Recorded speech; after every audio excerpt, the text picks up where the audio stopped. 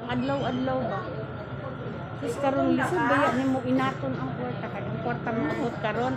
Kuan man ako maabot karon kada tulo ra man ka bulan. Kay pa man ko mag-pension, 59 pa man ko. Pila pa ka? 59, Aw. 60 pa ko rong Enero, so wala pa ko pension sa NSF. Sa Enero pa ka magsugod. Apply.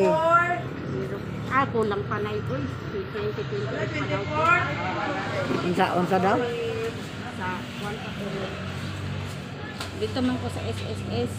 Nya pag COVID kay wa pa ko nagtagat duha ka tuig. Ah. Kulang pa ko duha ka tuig.